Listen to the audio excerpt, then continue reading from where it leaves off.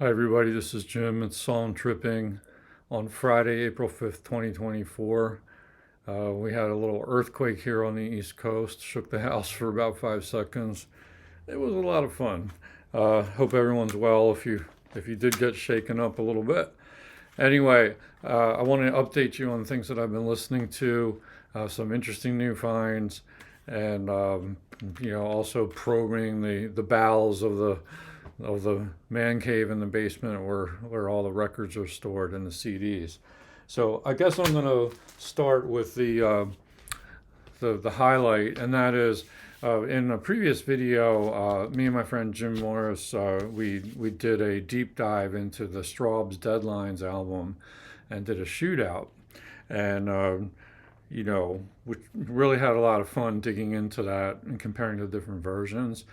And I realized that there's a different edition of the original LP. The UK has a gatefold cover. So I found on Discogs the UK cover, and I'm so thrilled to share it with you. So this is Strawbs Deadlines, and I think it's only the UK, maybe another European edition. You get the full picture here. Isn't that amazing? What what a concept. It just looks gorgeous when you're able to spread that out. And then what they did is instead of putting the lyrics on the inner sleeve, they put the lyrics on the gatefold. But this was definitely worth. They didn't even pay a lot for this. There's a little bit of this has come unglued a little bit, but that'll be easy to repair.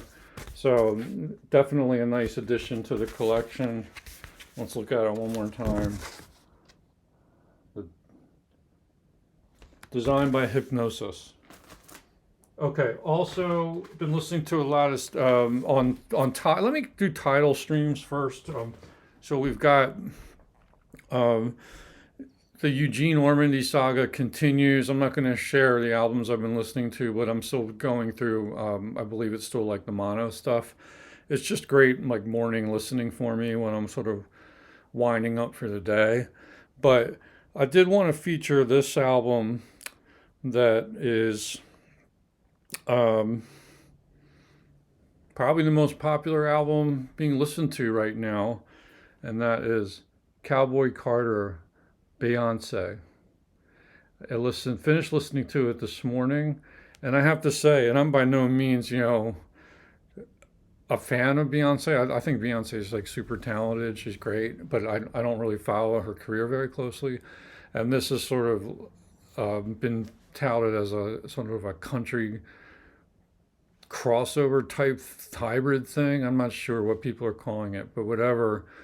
Uh, this album is really pretty good on first listen. What I really like about it is she sort of isn't just kind of like aping country music. She's making it her own, and she's blending it with hip hop and soul and pop and like there's like a couple songs in there that are almost sort of operatic and just really really cool. Like, and the songs are sort of interesting to follow. The production's really interesting and very variegated. It's a very real hybrid type of thing, and I like how she's sort of like entering into this space and doing something original with it. So I predict that this is probably going to be a Grammy winning type of album. Like who knows? Not that it matters. I don't even watch the Grammys anymore.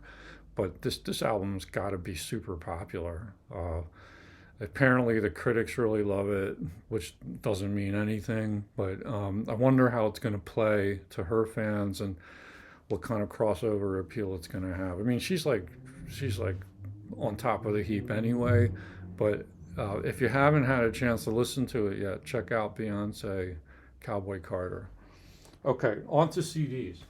So, been listening to a variety of things. One was Roxy Music Avalon. I saw an interview with Bob Clearmountain that Rick Beato did, and then they were talking about his production of this album, and he mixed the album. he mixed it, and Robert Ludwig mastered it. But this is just a tremendous sounding album, and I think I used to have the LP of it, but I don't have it anymore. But the CD sounds great, and we listened to it in the living room, and it was really really enjoyable to revisit it. Also, this is a recent pickup, and I listened to it once. I listened maybe twice already. This is maybe the third time I listened to it, and I got the chance to sit down with my wife and listen to it, and she really got into the zone with it. Jethro Tull, Too Old to Rock and Roll, Too Young to Die. An album, I need to study the lyrics more carefully. I haven't really done like a very concentrated, focused listen to it, but it's good. Then we listened to David Bowie, Black Star. I was meaning to listen to this really for a couple months, and I just keep slipping my mind to go down to the basement to get it. But what a phenomenal sounding album is this. Like, just, oof, oof. Well, you all probably know it. Great. Also, Bruce Springsteen, Devils and Dust. This is an album that I don't know super well, but I listened to it in the car on the way to work. And, this album's growing on me, so I'm going to keep listening. Then the same night I did not the Bruce Springsteen, but Roxy music and the David Bowie, was sort of doing sort of an art rock flow. I kind of got inspired to listen to Court of the Crimson King, King Crimson. This happens to be the definitive edition, remastered by Robert Fripp and Tony Arnold, 1989. I'm not up on my editions of In the Court of the Crimson King. I do have it on vinyl, and I was inspired after listening to this to compare it to the vinyl. Not sure I'll do a shootout, but it would be. I just have a hunch it's going to sound even better on vinyl. But what a tremendous album! I mean, so much of that album is part of my DNA. It's all the parts and everything. And then, as part of this record order at Discogs for the Strawbs, I also picked up the Mo-Fi original master recording of Greetings from Asbury Park, NJ, Bruce Springsteen, his first album. And this was mastered by Sean Britton at Mobile Fidelity Sound Lab. And it's the SACD, obviously.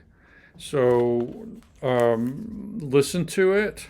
And I also compared it to this old CD copy.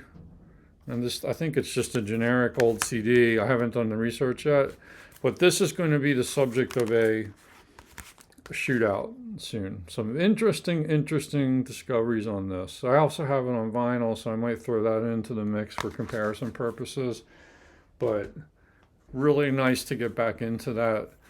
And then another shootout I'm planning, and I'm starting to do my listens for it, is Another Side of Bob Dylan. This is the original CD issue, stereo. And then I do have the Mo-Fi SACD of the stereo. And I have the original mono box set edition that I've yet to listen to again. And I have it on vinyl. So I'm starting my experiments with these. It's a lot of fun listening to that album, so I'm not going to comment on them right now. But just to wrap up, this was the big find.